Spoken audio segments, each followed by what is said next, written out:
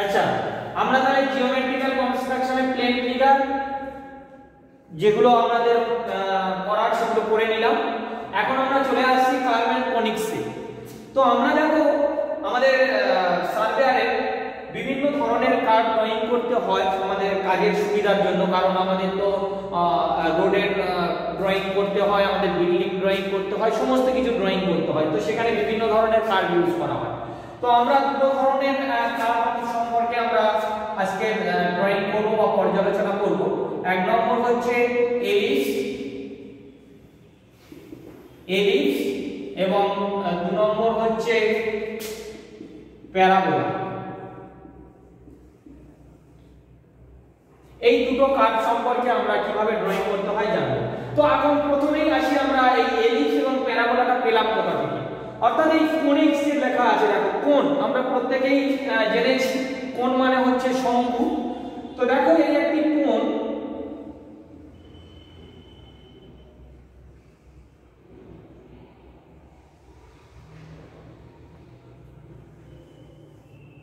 এটাকে আমরা একটি কোণ বলতে পারি।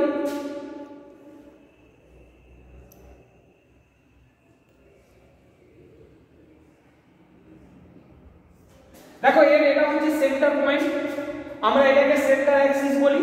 অর্থাৎ আমাদের লাইনের কোন লাইনটা, এটা চেন থিন লাইন।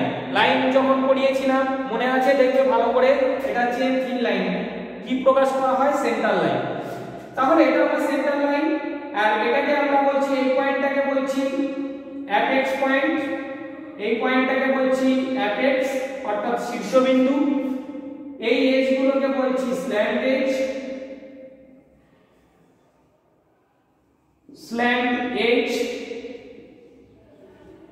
এবং এটাকে বলছি আমরা বেস বা ভূমি। এখন আমাদের কাটিং প্লেন পড়িয়েছিলাম না, কাটিং লাইন অর্থাৎ chain thin thick at double end, chain thin thick at double end. এই কাটিং প্লেন দ্বারা যদি আমরা এই কোণটাকে সেকশন করা হয় বিভিন্ন অ্যাঙ্গেলে, তাহলে কিন্তু আমরা এগুলো পেয়ে যাব। কিভাবে না, যদি আমরা একটা বৃত্ত পেতে হয়, সার্কেলটা আমরা কিভাবে পাই না, কোণটাকে এই বেসের সঙ্গে যদি প্যারালালি, এরকম প্যারালালি যদি আমরা সেকশন করে দেই, প্যারালালি যদি সেকশন করা হয়, তাহলে টপ থেকে এই উপরের পোরশনটা, কাটিং পোরশনটাকে যদি সরিয়ে দেওয়া হয়, উপর থেকে যদি আমরা টপ ভিউ দেখি, তাহলে যেটা পাবো সেটা হচ্ছে আমাদের সার্কেল বা বৃত্ত। যখন কাটিং প্লেনটাকে আমরা ইনক্লাইন ভাবে কাটবো, এই ইনক্লাইন ভাবে কাটা হবে, কার সঙ্গে না, বেসের সাপেক্ষে। যদি ইনক্লাইন ভাবে কাটা হয় কিন্তু বেস কাটবে না, স্ল্যান্ট এজ দুটো কেটে যাবে, তখন এই কাটিং পোরশনটা যদি সরিয়ে দেওয়া হয়, উপর থেকে যদি টপ ভিউ দেখি, তাহলে যেটা পাবো সেটাকে আমরা বলছি এলিপস বা ডিম্বাকৃতি যেটা।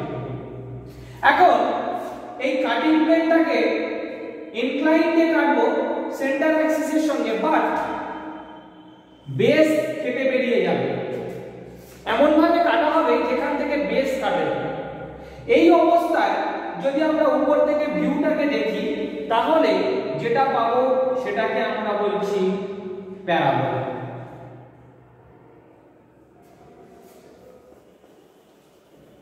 এখন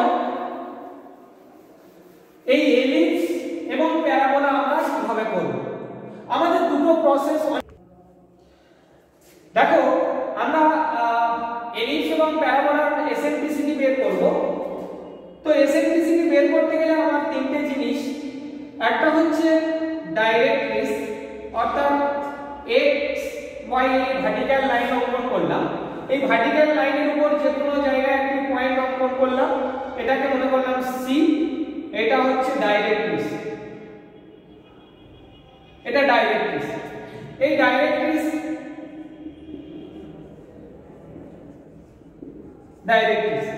এবার ডাইরেক্ট্রিস থেকে আমার ফোকাস লেন্থ বলে দেওয়া থাকবে, তাহলে অর্থাৎ এখান থেকে ফোকাস লেন্থ এফ, আমি ডাইরেক্ট্রিসের উপর এটা পারপেন্ডিকুলার লাইন, যে কোনো জায়গায় ফোকাস লেন্থের যা মাপ বলে দেওয়া থাকবে এটা এফ।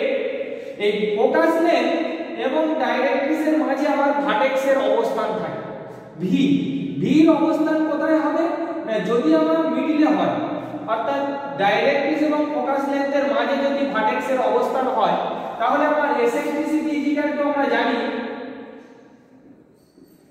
এসেন্ট্রিসিটি ইকুয়াল টু আমরা জানি যে VF বাই VC অর্থাৎ এদিকেও 1 এদিকেও 1 তাহলে 1 বাই 1 এটা কেটে গেল হলো 1 তাহলে এই যখন তাহলে VF by VC equal to 1 বেরোলো আমার তাহলে এই 1 যখন বেরোবে অর্থাৎ ভার্টেক্সের অবস্থান হবে ডাইরেক্ট্রিক্স এবং ফোকাস লেন্থের মাঝে তাহলে মিডলে হলে মানে এদিকে 1 ওদিকে 1 তখন 1 বেরোলো যখন মানটি 1 বেরোবে তখন যে কার্ভটা আমরা অঙ্কন করতে পারি সেটা হচ্ছে প্যারাবোলা তাহলে যদি আমার প্রশ্নে আসে যে প্যারাবোলার এসেন্ট্রিসিটি কত প্যারাবোলার এসেন্ট্রিসিটি ইকুয়াল টু 1 এখন আমরা এটাকে সমান 5 ভাগে ভাগ করলাম কাকে না ডাইরেক্ট্রিক্স থেকে ফোকাস লেন্থের যে মেজারমেন্ট আছে সেটাকে সমান 5 ভাগে ভাগ করলাম 1 2 3 4 5 এখন ভার্টেক্সের অবস্থানটা ফোকাস লেন্থ থেকে 3 ঘর দূরে রাখলাম এবং ডাইরেক্ট্রিক্স থেকে 2 ঘর দূরে মানে ডাইরেক্ট্রিক্সের কাছে ভার্টেক্সের অবস্থান ফোকাস লেন্থ থেকে দূরে তাহলে দেখো এসেন্ট্রিসিটির মান কি বেরোবে তাহলে VF ইকুয়াল টু কত 3 VF ইকুয়াল টু 3 ঘর 1 2 3 তাহলে 3 আর VC ইকুয়াল টু 1 2 তাহলে VC ইকুয়াল টু 2 তাহলে 2 কে যদি ভাগ 2 দ্বারা যদি ভাগ করা হয় 3 কে মানটা কত বেরোবে গ্রেটার দ্যান 1 একের থেকে বেশি বেরোবে 1 পয়েন্ট যা হবে তাহলে যদি মানটা 1 এর থেকে বেশি হয় গ্রেটার দ্যান এসেন্ট্রিসিটি যদি গ্রেটার দ্যান 1 হয় তাহলে কি হবে যে ড্রয়িংটা আমরা করতে পারি সেটার নাম হচ্ছে হাইপারবোলা কিন্তু আমরা এক্ষেত্রে তোমাদের সিলেবাসে নেই হাইপারবোলা এটা জাস্ট আমি এসেন্ট্রিসিটি বের করার জন্য বলে দিলাম যদি এসেন্ট্রিসিটির মান গ্রেটার দ্যান 1 বেরোয় 1 এর থেকে বেশি বেরোয় তখন যে ড্রয়িংটা আমরা করতে পারবো সেটা হচ্ছে হাইপারবোলা যে কার্ভটি ড্রয়িং করতে পারবো এখন ভির মানটা আমরা ফোকাস লেন্থের কাছে নিয়ে চলে গেলাম ওই সমান 5 ভাগে ভাগ করে দিয়ে ফোকাস লেন্থের কাছে নিয়ে চলে গেলাম কোথায় না ডাইরেক্ট্রিক্স থেকে দূরে সরিয়ে দিলাম তাহলে কি হবে VF বাই VC তাহলে VF টা এখন 2 আর VC টা হবে 3 তাহলে কি হবে না এসেন্ট্রিসিটির মান হচ্ছে লেস দ্যান 1 একের থেকে কমে যাবে উপরে ছোট নিচে বড় তো এসেন্ট্রিসিটির মান যদি 1 এর থেকে কম হয় তখন যে কার্ভটা আমরা ড্রয়িং করতে পারবো সেটা হচ্ছে এলিপস তাহলে এলিপসের এসেন্ট্রিসিটির মান কত হচ্ছে লেস দ্যান 1 হাইপারবোলার গ্রেটার দ্যান 1 বোঝা গেল এবার আমরা আসছি এলিপসটাকে ড্রয়িং করব কিভাবে না প্রশ্নটা কেমন দেয় তোমরা আগে দেখো two construct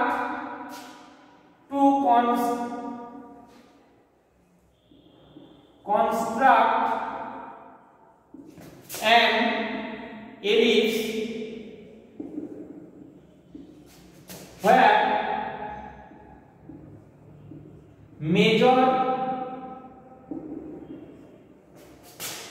diameter is 75 millimeter and minor diameter is 50 millimeter in general method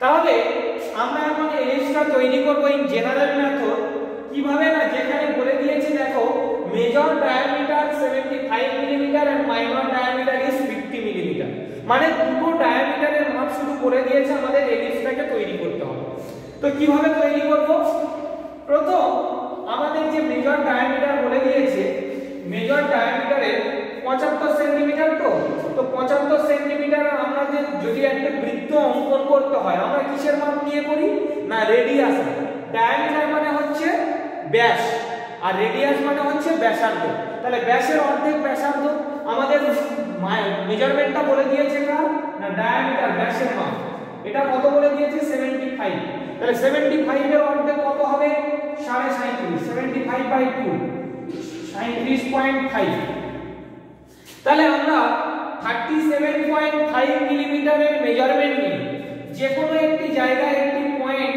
বিন্দু অঙ্কন করলাম এই বিন্দুটির নামকরণ করলাম ও কে কেন্দ্র করে 37.5 মিলিমিটারের মেজারমেন্ট নিয়ে ইউনিট হচ্ছে মিলিমিটার কিন্তু সব সময়ের জন্য ইউনিট মিলিমিটার 37.5 মিলিমিটারের মেজারমেন্ট নিয়ে পেন্সিল কম্পাসের সাহায্যে ও কে কেন্দ্র করে একটি বৃত্ত অঙ্কন করিলাম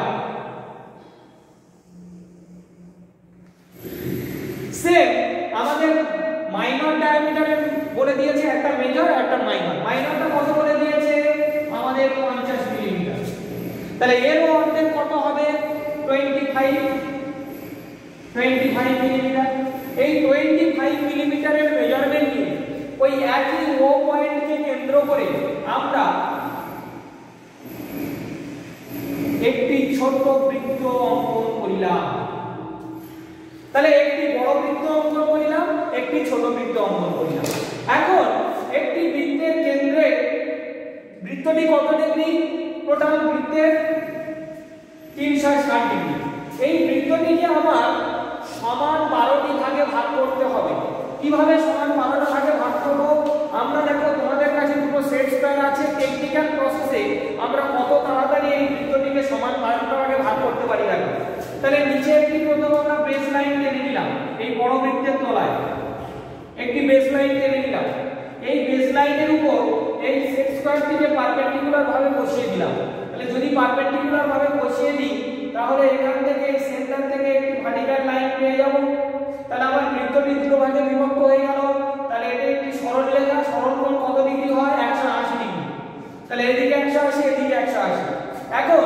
এখান থেকে এরকম সেট স্কয়ারটিকে প্যারালাল তুলে আমরা এই যে বেস লাইনটি কেটেছিলাম বেস লাইনের একটি প্যারালাল লাইন এই সেন্টার থেকে এরকম হরাইজন্টালি বেরিয়ে যাবে তাহলে বৃত্তটি কত ভাগে ভাগ হয়ে গেল 4 ভাগে ভাগ হয়ে গেল এক একটি কোণ এখন কত করে পেলাম 90 ডিগ্রি করে তাহলে আমার কত ভাগে ভাগ করব বলেছি 12 ভাগে 360 কে 12 দিয়ে ভাগ করো এক একটা কোণ কত ডিগ্রি করে আসে 30 ডিগ্রি 3 12 36 তাহলে 30 ডিগ্রি করে পেতে হলে আমার হাতের কাছে দেখো 30 60 সেট স্কয়ার রয়েছে তাহলে এই নিচের বেসের সঙ্গে বসিয়ে দিলাম এই 30 60 সেট স্কয়ারটাকে 30 60 সেট স্কয়ারটাকে আমি এই বসিয়ে দিলাম দিলে পরে দেখবে এই 60 ডিগ্রি অ্যাঙ্গেলটা এই সেন্টার পয়েন্টকে কেন্দ্র করে চলে যাচ্ছে তাহলে আমি এখান থেকে একটি 60 ডিগ্রি অ্যাঙ্গেল পেয়ে যেতে পারি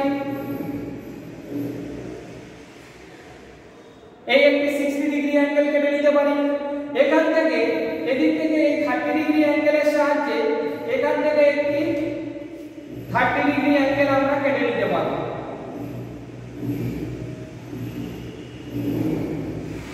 সেট স্কয়ারটিকে যেমন ভাবে বসানো ছিল আমরা বসিয়েছিলাম কোন ভাবে না বাম দিকে ছিল 60 ডিগ্রি লেফট হ্যান্ড সাইডে রাইট হ্যান্ড সাইডে ছিল 30 ডিগ্রি এইবার ঠিক সেট স্কয়ারটাকে একদম উল্টে দিলাম অর্থাৎ রাইট হ্যান্ড সাইডে গেল 60 ডিগ্রি লেফট হ্যান্ড সাইডে এলো 30 ডিগ্রি এইবার আমাদের এই যে বাকি জায়গাটা ছিল এই যে 60 ডিগ্রি পড়েছিল এখান থেকে দেখবে 30 ডিগ্রিটা পাস করছে অর্থাৎ এখান থেকে একটি 30 ডিগ্রি বেরিয়ে যাবে আর এই যে 30 ডিগ্রি কেটে নেওয়ার পর 60 ডিগ্রি ছিল এইখান থেকে আমরা একটি 60 ডিগ্রি কেটে নিতে পারি নিলে পরে দেখো আমরা এখন যদি এখানে পয়েন্টিং করি সমান 12টি ভাগে ভাগ হয়ে গেছে কিভাবে দেখো এটা আমার জেনারেটিং পয়েন্ট P এখন এটার নামকরণ করলাম 1 2 3 4 5 6 7 8 9 10 11 আর এই P পয়েন্টটি হলো 2 তাহলে সমান 12টি ভাগে ভাগ হয়ে গেছে ভিতরে ওই যে আমার যে 12টি ভাগে ভাগ করলাম ছোট বৃত্তটির যেখানে টাচ করেছে সেই পয়েন্টগুলোর নামকরণ করলাম তাহলে এটা যদি 1 হয় এটা 1 ড্যাশ 2 হলে 2 dash 3 3 dash 4 dash 5 dash 6 dash 7 dash 8 dash 9 dash 10 dash 11 dash এবং এটা হচ্ছে P ড্যাশ এখন আমরা এই যে আমাদের 9 এবং 3 9 এবং 3 লাইনটি পেয়েছি এটা হচ্ছে হরাইজন্টাল লাইন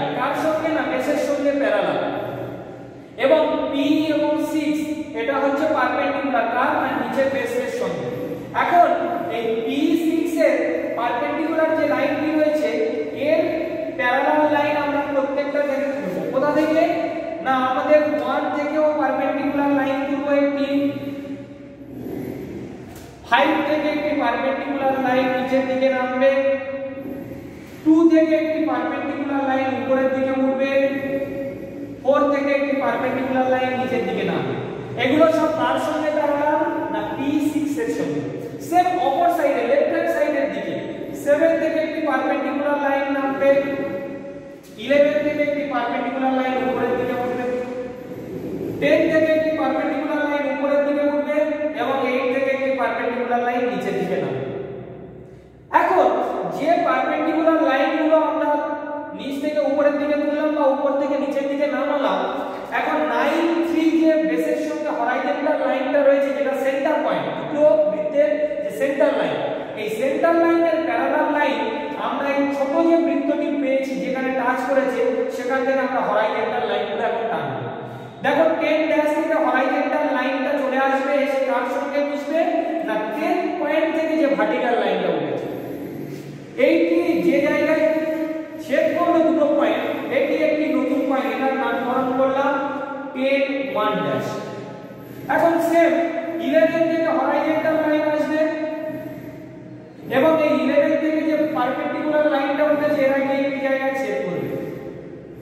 এই পয়েন্টটার নামকরণ করলাম কি 11 1 ড্যাশ। এখন এই P জেনারেটিং পয়েন্ট এটি একটি পয়েন্ট,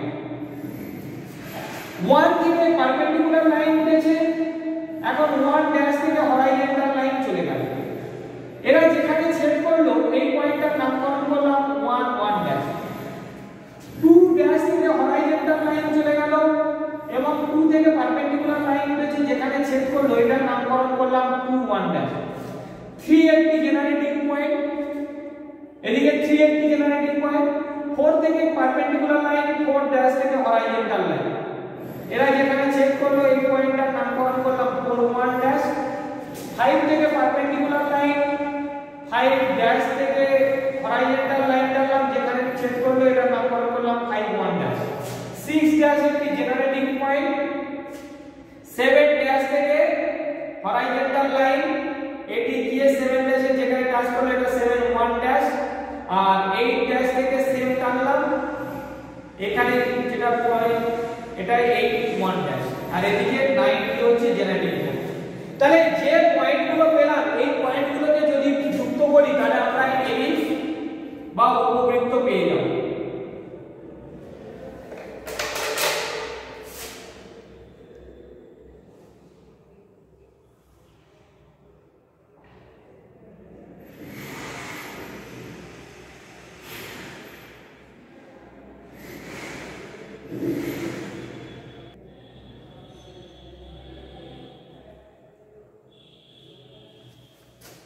যে কার্ভটি তৈরি হলো এই কার্ভটির নাম এলিপস বা উপবৃত্ত।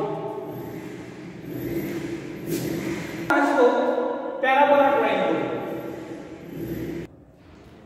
আচ্ছা, আমরা এই জেনারেল মেথডে তোমাদেরকে এলিপসটা দেখালাম।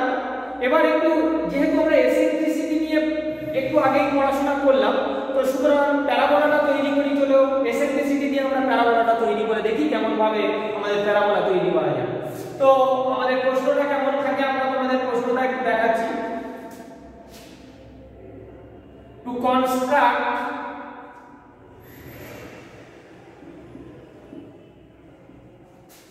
a parabola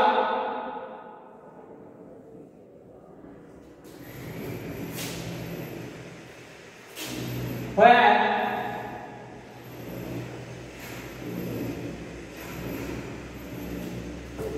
focus length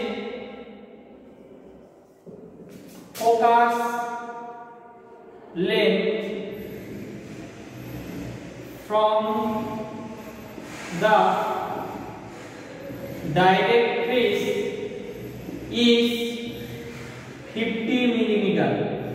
প্রশ্নটা তোমাকে এরকম দিয়ে দেবে, two construct A parabola where focus length from the directrix is 50 millimeter। তো তোমাকে একটা প্যারাবোলা ড্রয়িং করে দেখাতে হবে। তো চলো আমরা প্যারাবোলাটা ড্রয়িং করি। প্যারাবোলাটা যেহেতু ড্রয়িং করছি, প্যারাবোলার এসেন্ট্রিসিটি কত তোমাদের জানা আছে। প্যারাবোলার এসেন্ট্রিসিটি = 1, সুতরাং আমরা অবশ্যই জানবো তাহলে ভার্টেক্সটা কোথায় অবস্থান করবে, নিশ্চয়ই সেন্টারে, ডাইরেক্ট্রিক্স এবং ফোকাস লেন্থের মিডলে, এটা আমাদের প্রত্যেকের জানা আছে। তো চলো আমরা একটি প্রথম ভার্টিক্যাল লাইন অঙ্কন করি। আমরা প্রথমে একটি ভার্টিক্যাল লাইন অঙ্কন করলাম, এটার নামকরণ করলাম x, xy যে কোনো একটি জায়গায় আমরা একটি পয়েন্ট অঙ্কন করলাম, এই পয়েন্টটার নামকরণ করলাম c। c মিন্স আমরা এর আগে জেনেছি ডাইরেক্ট্রিক্স, তাহলে c থেকে একটি পারপেন্ডিকুলার লাইন অঙ্কন করলাম। এখন ফোকাস লেন্থের মেজারমেন্ট আমার দিয়ে দিয়েছে কত না 50 মিলিমিটার। তাহলে c কে কেন্দ্র করে পেন্সিল কম্পাসের সাহায্যে 50 মিলিমিটারের মেজারমেন্ট নিয়ে c থেকে যে ফোকাস লেন্থ বেরিয়ে গেছে তার যেখানে কাটবে কেটে দিলাম। এই পয়েন্টটার নামকরণ করলাম f। এখন c এবং f কে সমদ্বিখণ্ডিত করলাম।